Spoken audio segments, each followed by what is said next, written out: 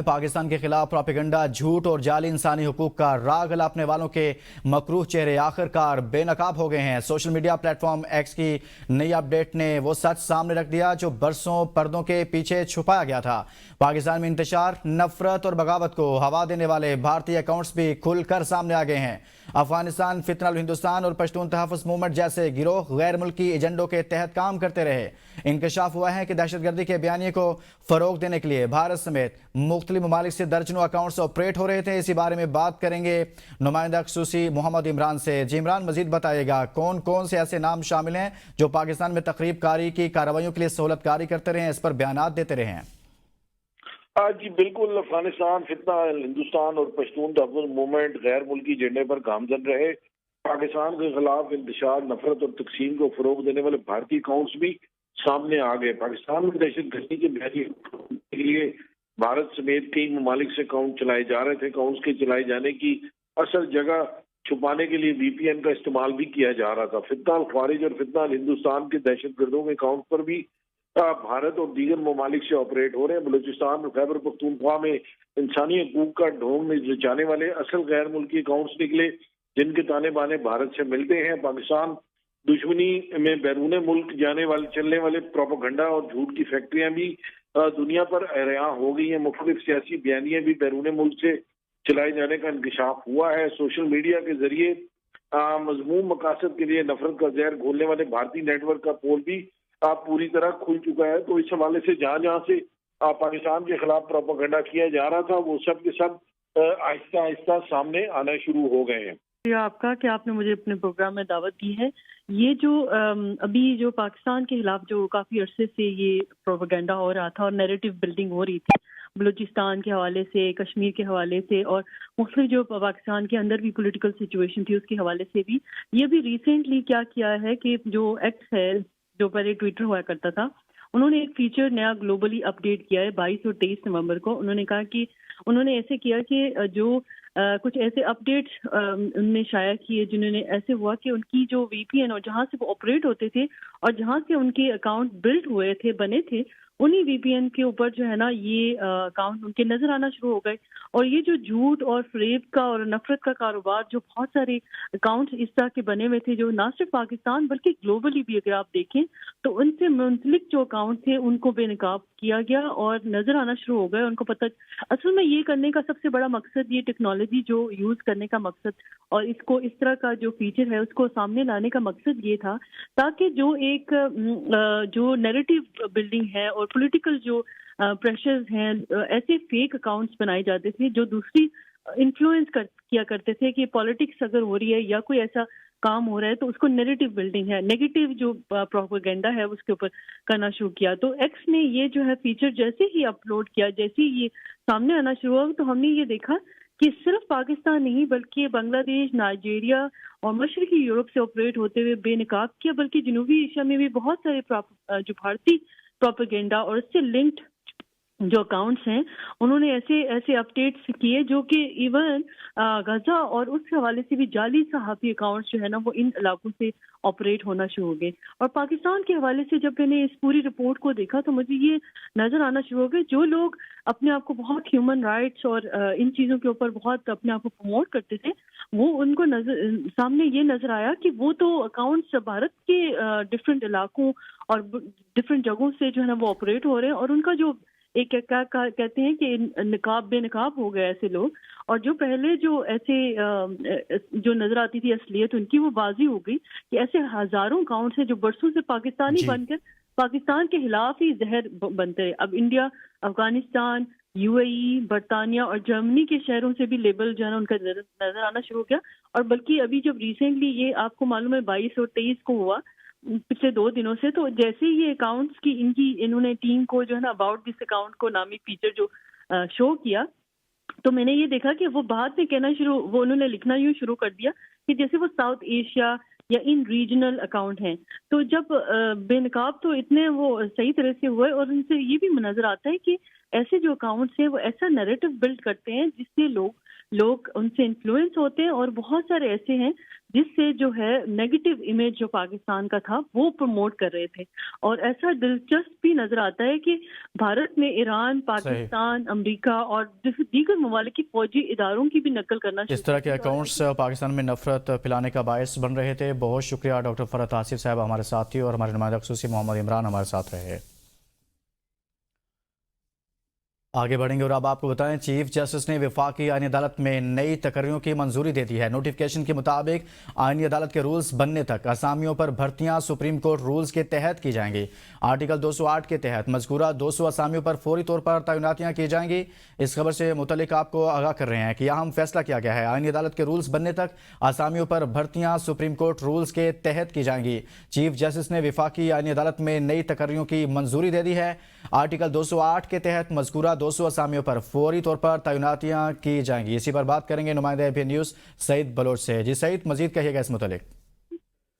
جی بالکل، وفاقی آئینی عدالت کو اسلام آباد میں عارضی طور پر قائم تو کیا گیا ہے، لیکن ان کا اپنا سٹاف نہیں تھا، اور اب چیف جسٹس وفاقی آئینی عدالت جسٹس امین الدین کی جانب سے آئینی عدالت میں 200 اسامیوں کی بھرتیوں کے لیے منظوری دے دی گئی ہے. اور جو نوٹیفیکیشن جاری کیا گیا ہے عدالت کی جانب سے، اس کے مطابق ان اسامیوں پر فوری طور پر بھرتیاں کی جائیں گی. ان اسامیوں میں چیف جسٹس کے سیکرٹری، رجسٹرار آئینی عدالت سمیت ایڈیشنل رجسٹرار، ڈپٹی رجسٹرار اور senior assistant registrar, research officer سمیت مختلف یہ اسامیاں ہیں جو جس میں یہ تقرریاں کی جائیں گی. اور اس کے علاوہ جو نوٹیفیکیشن جاری کیا گیا اس میں جوڈیشل اسسٹنٹ سمیت لائبریرین، ریسرچ اسسٹنٹ اور خانسامہ، ڈرائیور، قاصد، نائب قاصد، مالی اور خاکروب کی بھی اسامیاں تشکیل دی گئی ہیں. اس کے علاوہ جو نوٹیفیکیشن جاری کیا گیا ان اسامیوں کے حوالے سے، اس کے مطابق آئین کے آرٹیکل 208 کے تحت فوری طور پر یہ بھرتیاں کی جائیں گی. فوری طور پر یہ بھرتیاں کی جائیں گی. بہت شکریہ نمائندہ APN نیوز سعید بلوچ اس متعلق بتا رہے تھے. اسلام آباد تھانہ لوہی بھیر کے علاقے میں باصر ملزمان کا خاتون پر بدترین تشدد. ملزمان نے تشدد کے بعد خاتون کے بال کاٹ دیے. SSP آپریشنز نے نوٹس لے لیا. ویڈیو سامنے آنے کے باوجود وفاقی پولیس ملزمان کو گرفتار کرنے میں ناکام. SSP آپریشنز کا کہنا ہے خواتین پر تشدد کسی صورت قبول نہیں، ذمہ داروں کے خلاف کارروائی ہوگی. SSP آپریشنز نے واقعے کا نوٹس لے لیا ہے. مزید بات کریں گے بیورو چیف اسلام آباد زمان مغل سے. زمان، کہیے گا SSP اسلام آباد نے اس واقعے کا نوٹس لے لیا؟ جی بالکل، یہ افسوسناک واقعہ اسلام آباد کے مضافاتی علاقے تھانہ لوئی بھیر کی حدود میں پیش آیا، جہاں پہ ایک خاتون پہ نہ صرف تشدد کیا گیا بلکہ اس کے بال بھی کاٹے گئے اور مبینہ طور پر خاتون کو جو ہے وہ اکسایا جاتا رہا اور اس کو بلیک میل کیا جاتا رہا تھا کہ وہ ان کے ساتھ جنسی تعلقات قائم کرے. لیکن خاتون کی طرف سے مسلسل انکار کے بعد اس کے یہ بال کاٹنے والا جو شرمناک واقعہ ہے یہ سامنے آیا. اور اس واقعہ ہونے کے بعد ہمارے ذرائع کا یہ کہنا ہے کہ نچلے لیول پہ جو پولیس کے اہلکار ہیں وہ دباؤ ڈالتے رہے کہ کسی نہ کسی طریقے سے یہ معاملہ دب جائے اور صلح ہو جائے. لیکن خاتون نے نہ تو معاملہ دبنے کی طرف جو ہے وہ جھکاؤ کیا اور نہ ہی صلح کی طرف جھکاؤ کیا. اور جیسے یہ معاملہ SSP اسلام آباد علی رضا قاضی کے علم میں آیا تو انہوں نے فوری طور پہ اس پہ نوٹس لیا ہے اور پولیس کو ہدایت کی ہے کہ خاتون کو ٹریس کیا جائے، کیونکہ خاتون ابھی تک جو ہے پولیس کے رابطے میں نہیں آ سکی. انہوں نے کہا ہے کہ خاتون کو ٹریس کریں، اس سے باقاعدہ طور پر درخواست لیں اور مقدمہ درج کیا جائے، اور جو لوگ اس معاملے میں ذمہ دار ہیں ان لوگوں کے خلاف جو ہے فوری طور پر کارروائی کا عمل شروع کیا جائے، کیونکہ خاتون کے اوپر کسی بھی حوالے سے تشدد جو ہے وہ برداشت نہیں کیا جائے گا اور ذمہ داروں کے خلاف سخت سے سخت کارروائی عمل میں لائی جائے گی. ذمہ داروں کے خلاف سخت سے سخت کارروائی عمل میں لائی جائے گی. پولیس حکام کا ایسا بتانا ہے. بیورو چیف اسلام آباد اس متعلق آگاہ کر رہے تھے. وزیر اعلیٰ خیبر پختونخوا کا لیڈی ریڈنگ اسپتال کا دورہ. وزیر اعلیٰ نے FC ہیڈ کوارٹرز پر حملے کے زخمیوں کی عیادت کی. وزیر اعلیٰ نے زخمیوں کو بہترین طبی سہولیات فراہم کرنے کی ہدایت کی. وزیر اعلیٰ خیبر پختونخوا نے اسپتال کا دورہ کیا اور زخمیوں کی عیادت کی. وزیر اعلیٰ نے FC ہیڈ کوارٹر پر حملے کے زخمیوں کی عیادت کی. وزیر اعلیٰ خیبر پختونخوا نے اس موقع پر کہا کہ حملہ ناکام بنانے پر FC اہلکاروں کو خراج تحسین پیش کرتے ہیں. FC اہلکاروں نے بر وقت کارروائی کر کے فورسز کو بڑی تباہی سے بچا لیا. ریڈ زون میں ایسا واقعہ افسوسناک ہے. دہشت گردوں کے خاتمے کے لیے اقدامات کر رہے ہیں. امن و امان کے حوالے سے بریفنگ لی ہے. وہ لیڈی ریڈنگ اسپتال پشاور میں میڈیا سے گفتگو کر رہے تھے. افسوسناک ہے، اس کی جتنی بھی مذمت کی جائے کم ہے. دہشت گردوں کا پہلے بھی جو ہے یہی ارادہ تھا کہ خیبر پختونخوا کا، پاکستان کا امن خراب کیا جائے، اور ابھی بھی वही इरादा है। और यहाँ पर जो हमारे शहदा हैं, अल्लाह ताला उनके दर्जात बुलंद फरमाए, जो हमारे ज़ख्मी हैं अल्लाह ताला उनको जल्द सेहतयाब फरमाए। तमाम ब्रीफिंग ली हुई है हमारी पुलिस के पास, जो हम ऑलरेडी सूबाई हुकूमत उनके लिए जो मॉडर्न इक्विपमेंट्स हैं वो ऑर्डर कर चुकी हैं, लेकिन बदकिस्मती से उसमें थोड़ा टाइम लग रहा है। बुलेट प्रूफ गाड़ी आ चुकी है और हम अपनी पुलिस की मज़ीद कैपेसिटी बिल्डिंग भी कर रहे हैं। और इंशाल्लाह मैं अपनी पुलिस को जितना चाहता हूँ वो हर किस्म के आफात के लिए तैयार हैं और उसका मुकाबला कर सकते हैं। एफसी हेडक्वार्टर्स को क्लियर कर दिया गया है। सीसीपीओ डॉक्टर मियां सईद की मीडिया से गुफ्तगू। कहा, एफसी हेडक्वार्टर्स पर होने वाला हमला खुदकुश था। 2 खुदकुश समेत 3 हमलावरों को अंदर दाखिल होने से रोक दिया गया, तो एक खुदकुश ने खुद को धमाके से उड़ाया। बाकी एक खुदकुश और एक मुसल्ला दहशतगर्द को मुश्तरका ऑपरेशन में मारा गया। 3 हमलावर मजमूई तौर पे थे और उन्होंने एंट्री की है। 2 ने एंट्री की है, एक गेट पे उसने अपने आप को ब्लास्ट किया, इससे बड़े नुकसान से बच गए। 3 एहलकार शहीद हैं, 2 ज़ख्मी हैं। इस टाइम क्लियरेंस ऑपरेशन हमने मिलकर किया है। इस टाइम हमने क्लियर कर दिया है बिल्कुल यहाँ अंदर और रूफ टॉप्स और सब कुछ सिक्योर करने के बाद हम इस पोजीशन में हैं कि हम कह सकते हैं कि फ़िलहाल क्लियर हो चुका है। आपको पता है कि जो ओवरऑल जो सिचुएशन है खैबर पख्तूनख्वा में और मुल्क में, तो हाई अलर्ट पर हैं। आप यही देखें कि इसी अपनी अलर्टनेस की वजह से वो अंदर नहीं दाखिल हो सके और उनको गेट पे न्यूट्रलाइज कर दिया गया है। ये किसी भी बैरक में किसी भी जगह पे जाकर और हॉस्टेज सिचुएशन बना सकते थे, लेकिन हम समझते हैं कि हमारे जवानों ने जो फेडरल कॉन्स्टेबलरी के थे उन्होंने फौरी तौर पर रिस्पॉन्स किया है और यही वजह है कि वो कैदी नंबर 804 को घर में घुसकर शिकस्त दी। वज़ीर आला पंजाब मरियम नवाज का इजलास से खिताब। कहा, ज़िमनी इंतखाब दरअसल रेफरेंडम था जिसमें नून लीग कामयाब हुई और पीटीआई की मकबूलियत के सारे दावे खत्म हो गए। उन्होंने कहा कि ना अब फैज़ हमीद है ना वो जजेस जो पीटीआई को जितवाया करते थे। मरियम नवाज का कहना है पंजाब में पीटीआई ने बाइकआउट किया क्योंकि इन्हें हार का यकीन था, जबकि वो खुद और नवाज शरीफ जेल भी गए मगर कभी इलेक्शन का बाइकआउट नहीं किया। उन्होंने कहा कि इलेक्शन बयानिए से नहीं कारकर्दगी से जीते जाते हैं। खैबर पख्तूनख्वा में तरक्की न होने और करप्शन के बायस हरीपुर में नून लीग को वोट मिला। मरियम नवाज ने इल्ज़ाम लगाया कि मियां वाली जिसने वज़ीर आज़म दिया वहाँ भी कोई तरक्याती काम नहीं हुआ।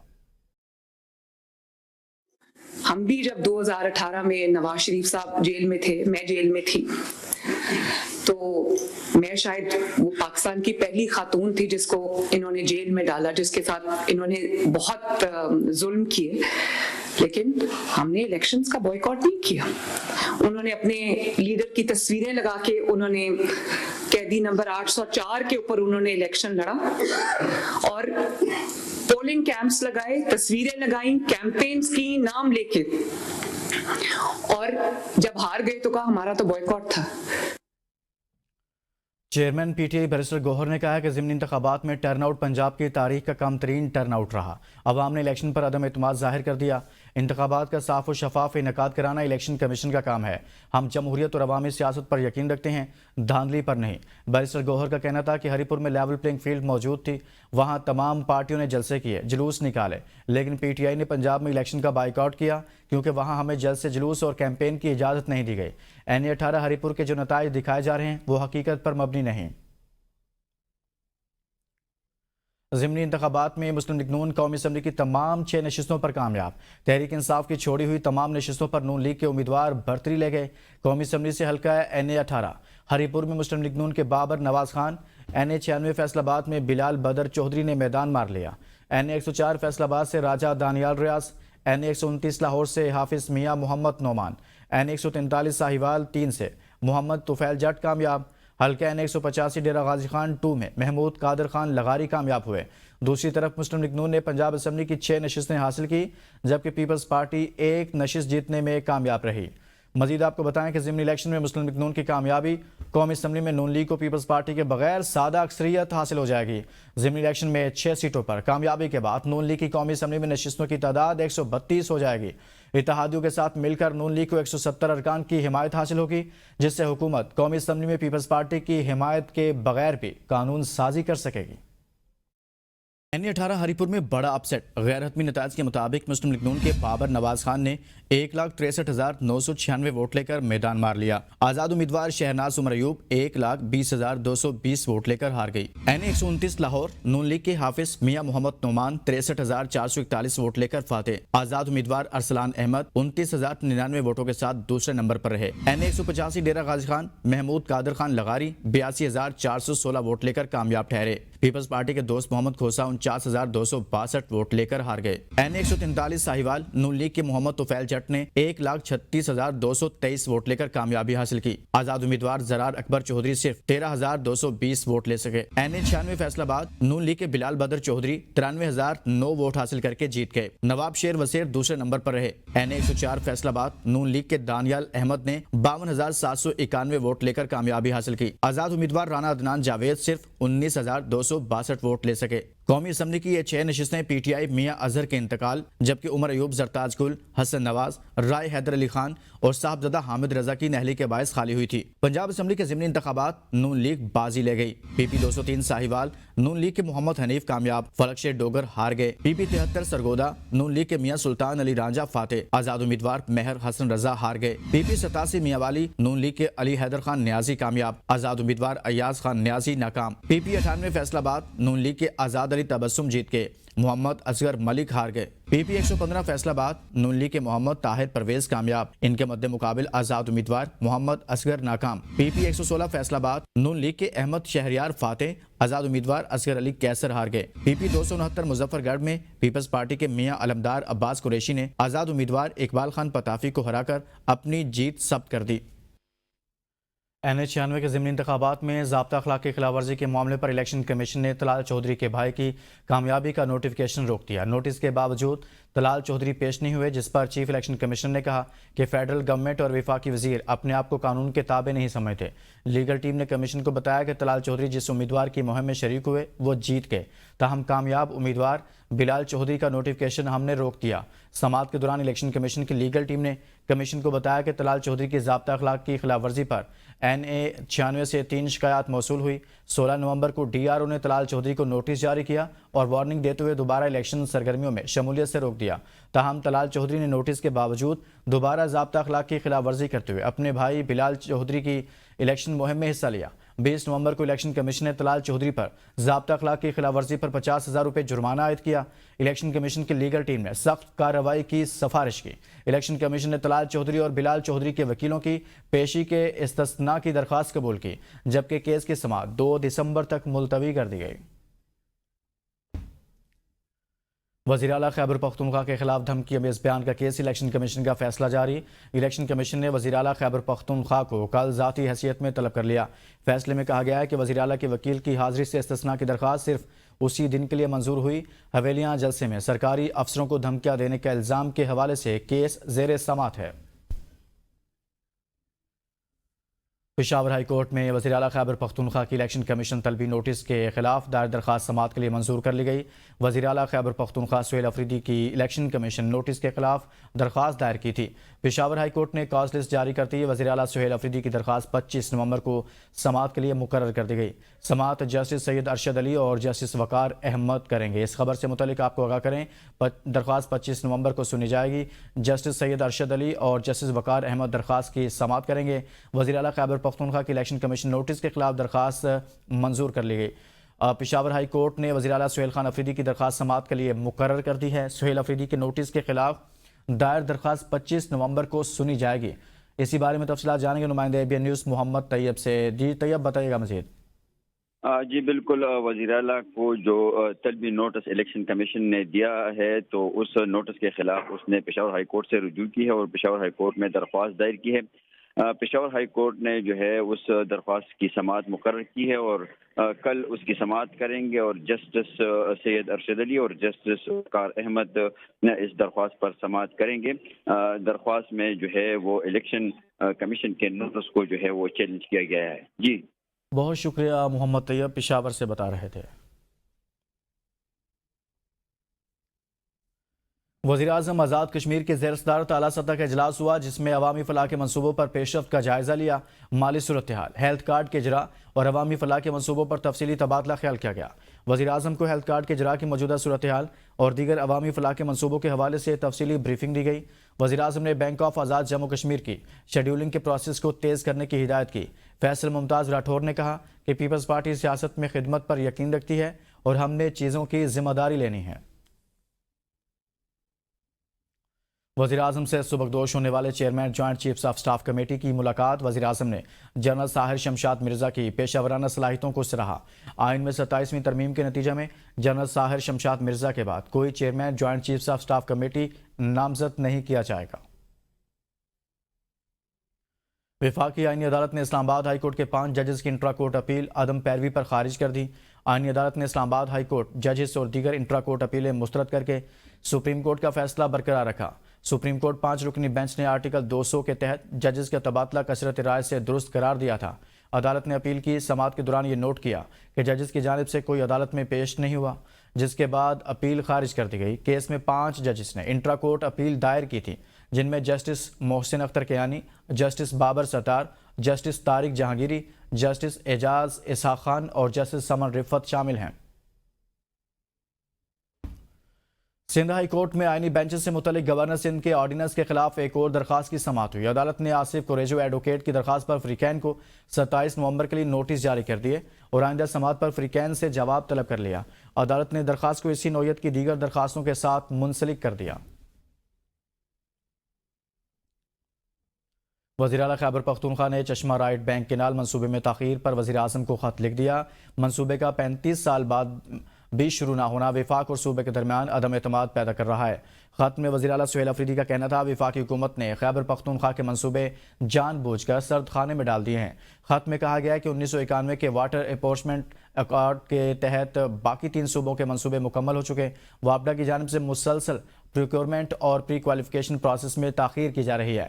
وابڈا کی جانب سے لینڈ ایکوزیشن بھی سست روی کا شکار ہے۔ منصوبہ سالانہ 38 ارب روپے کی معاشی فائدہ دے سکتا ہے اور 2.8 لاکھ ایکڑ سے زائد زمین سیراب کرے گا۔ سہیل افریدی نے خط میں کہا CRBC منصوبہ دہشت گردی سے متاثرہ علاقوں کی معیشت اور زراعت کو بدلنے میں کلیدی کردار ادا کرے گا۔ گرین لائن کامن کوریڈور 31 اکتوبر 2026 تک کھول دیا جائے گا۔ میر کراچی مرتضی وہاب کا اعلان منصوبہ شروع کرتے وقت KMC کو اعتماد میں نہیں لیا گیا۔ وزیراعظم کی جانب سے فنڈز کی منظوری پر مشکور ہیں۔ اب تمام مسائل کو حل کرنے کے لیے مشترکہ طور پر کام کیا جا رہا ہے۔ حکومت نے ریڈ لائن منصوبے کے مسائل بھی حل کر دیے ہیں۔ وزیراعظم سے درخواست ہے کہ کراچی کو مزید ترقیاتی منصوبوں کی ضرورت ہے۔